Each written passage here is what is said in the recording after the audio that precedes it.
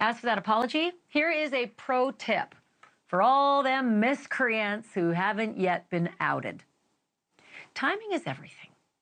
Timing is everything. Admissions and apologies and regrets and rehab and all the rest. It's like a formula. Those tend to really ring hollow for the rest of us when they happen after you're busted. And even if you never, ever go to jail, which, by the way, that is not out of the question yet when it comes to Diddy and his sitch, you certainly may end up in cultural Siberia. Just ask Lance Armstrong. That guy denied doping for years. He even sued people who accused him and won those lawsuits. But ultimately, he got caught doping and cycling. Where is he now? How about another famous rock bottomer, O.J. Simpson, acquitted of criminal murder, but pretty much doomed to live out his days surrounded mostly by hangers-on, ne'er-do-wells, and thugs. Got him into a lot of trouble in Vegas, too, where he ended up having to do some time. Then there's this fella, Bill Cosby, accused by over 100 women of rape.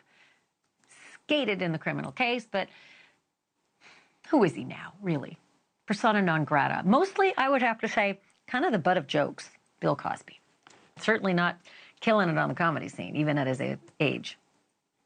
Is Diddy on track for the same? No more Met Galas. No more white parties in the Hamptons that he loved to host. No more Grammys, Oscars, Emmys, Golden Globes. Is that where he's headed? Is that where he should be headed? How do you feel about this? Is there anything in the world of punishment that he can get if it isn't bars?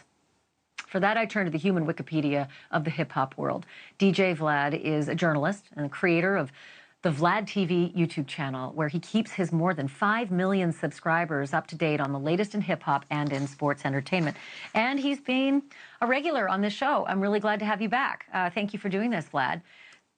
You know, you probably were listening along. I can't wait to get your take on the situation, but also what I just said. Well, the video is horrific. There's really no way around it. She was trying to get away, and he was the 100% aggressor. He threw her violently down on the ground, kicked her, dragged her back.